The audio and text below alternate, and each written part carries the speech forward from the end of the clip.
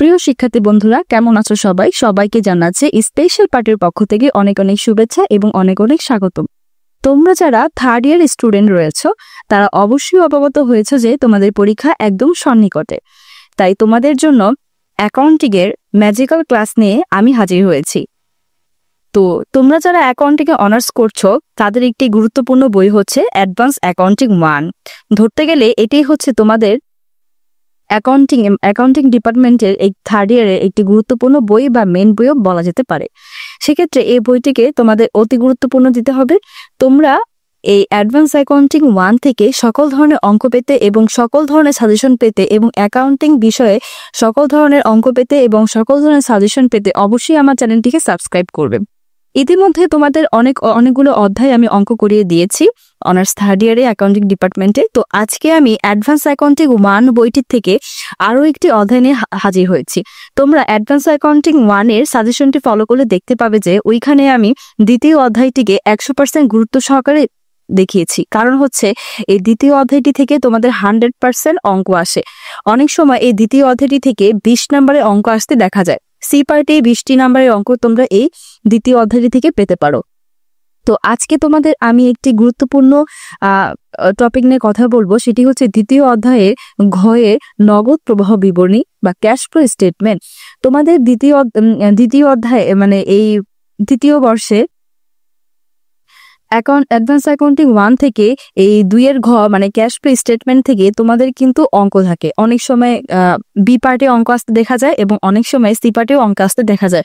যদি সি পার্টে অঙ্ক আসে তাহলে অবশ্যই তোমাদের এই ক্যাশ ফ্লো স্টেটমেন্ট থেকে একটি অঙ্ক দিয়ে দিতে পারে। দ্বিতীয় অধ্যায়টি একটু বড় হয়, যার কারণে তোমাদের এই দ্বিতীয় অধ্যায়টি সম্পর্কে একটু বেশি সময় দিতে হবে, কারণ এখানে নগদ প্রবাহ বিবরণী রয়েছে, তারপর আর্থিক অবস্থা বিবরণী রয়েছে। এই দুইটি টপিক থেকে তোমাদের যে কোনো একটি থেকে পরীক্ষার মধ্যে কিন্তু অঙ্ক থাকে। তো আমি আজকে যেহেতু নগদ প্রবাহ বিবরণী নিয়ে তোমাদেরকে ক্লাস করাচ্ছি, তো এই সম্পর্কে তোমাদেরকে আমি একটু স্বচ্ছ ধারণা দিতে চাই। মূল পর্বে ফিরে যাওয়ার আগে অবশ্যই তোমরা আমার চ্যানেলটিকে সাবস্ক্রাইব করে নেবে এবং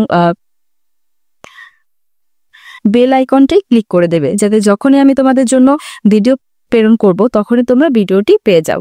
তো ক্যাশ ফ্লো নগদ প্রবাহ বিবরণী বা ক্যাশ ফ্লো স্টেটমেন্টের শিখতে হলে তোমাদের প্রথমেই কিছু সূত্র জানতে হবে, কিছু রুলস মেনটেন করতে হবে। যদি রুলস মেনটেন না করো তাহলে তোমাদের পক্ষে এই অধ্যায়টি কমপ্লিট করা সম্ভব না। তো তোমাদের জন্য আমি একটা রুলস তৈরি করেছি এই নগদ প্রবাহ বিবরণীর জন্য। অবশ্যই তোমরা এই ক্লাসটি মনোযোগ সহকারে করবে। আশা করি 2টি থেকে 3টি ক্লাস করলে তোমাদের এই ক্যাশ ফ্লো স্টেটমেন্ট থেকে কোনো সমস্যা থাকবে না। এই নগদ প্রবাহ শেখার জন্য তোমাদেরকে যে নিয়মগুলো শিখতে হবে বা এই চ্যাপ্টারটি সম্পর্কে তোমাদের যে স্বচ্ছ ধারণা পেতে হবে, তার জন্য আমি তোমাদের জন্য কিছু নোট লিখে রেখেছি।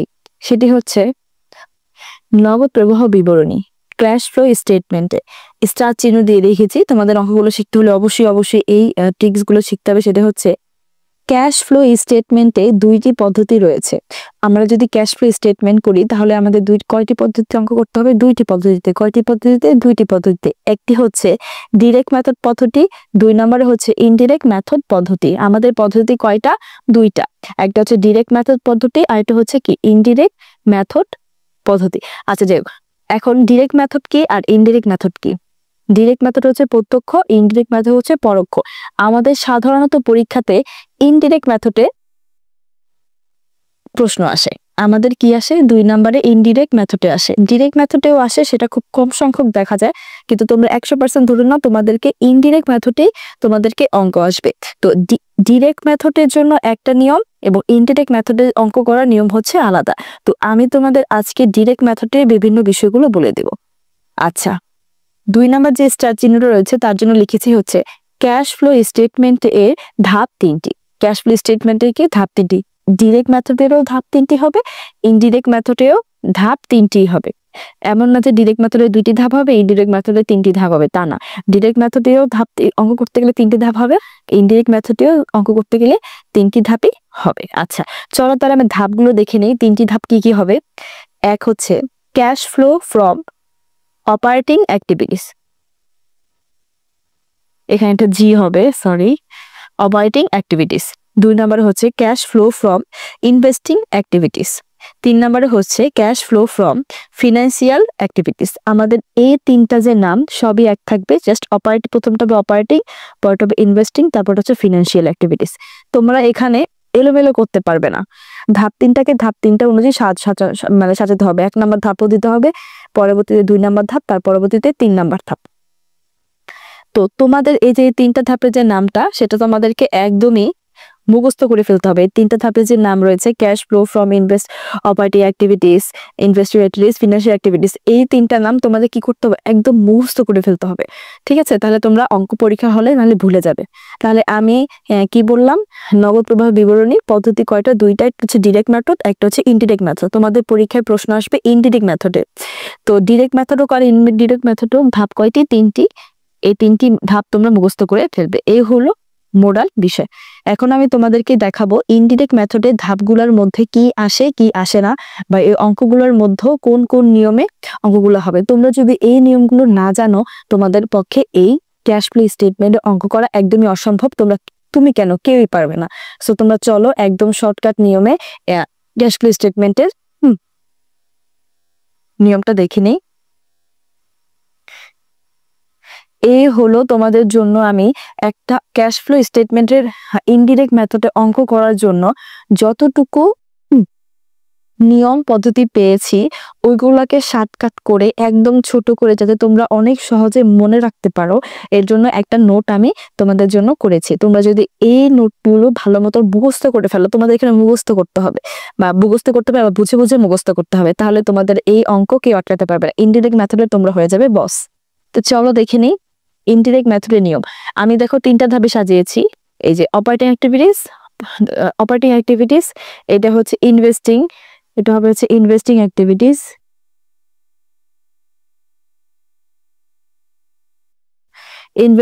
ইনভেস্টিং অ্যাক্টিভিটিস, তারপরে হচ্ছে ফিনান্সিয়াল অ্যাক্টিভিটিস। আচ্ছা, এখন অপারেটিং অ্যাক্টিভিটিসটা তোমাদের সাধারণত বড় হয়। এইগুলা হচ্ছে অপারেটিং অ্যাক্টিভিটিসের নিয়ম।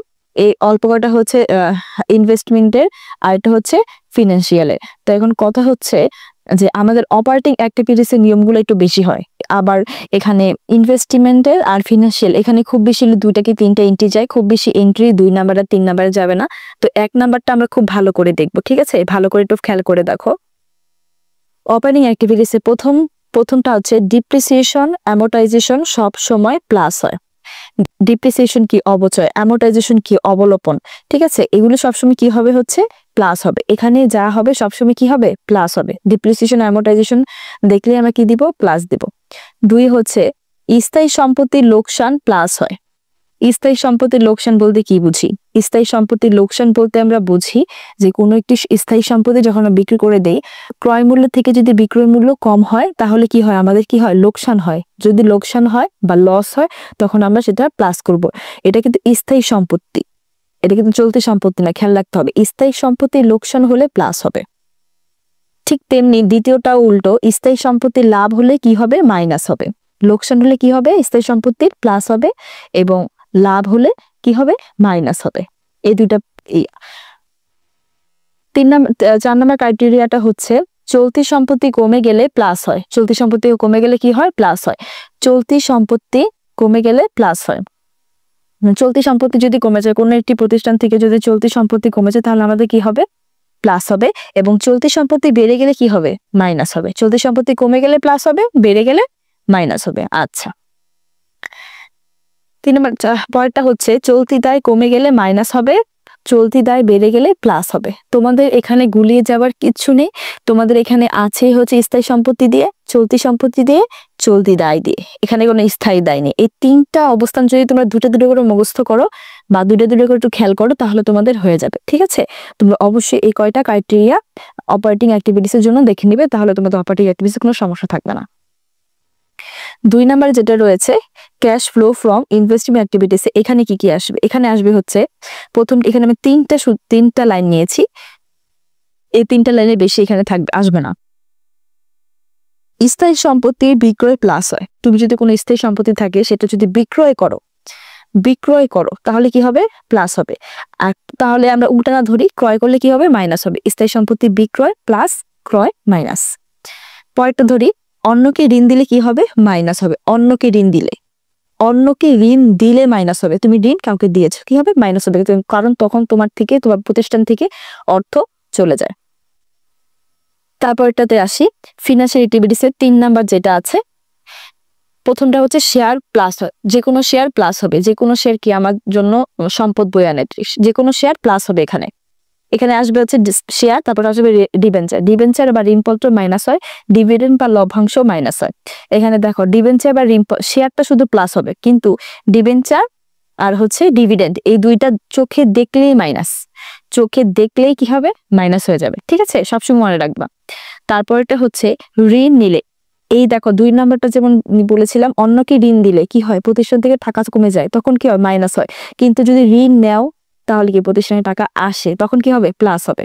এই হলো তোমাদের 3 নাম্বারই। এখানে আরেকটা এন্ট্রি আছে, সেটা হচ্ছে নগদ এন্ট্রি। এই নগদ এন্ট্রিটা হচ্ছে একটা ম্যাজিক্যাল এন্ট্রি, নগদ এন্ট্রিকে বলা হচ্ছে ম্যাজিক্যাল এন্ট্রি। এটা কি হয়েছে, নগদ প্রারম্ভিক প্লাস হয়। নগদ আমাদের এখানে 2টা টাকা থাকবে, একটা হচ্ছে প্রারম্ভিক আর একটা হচ্ছে সমাপনী।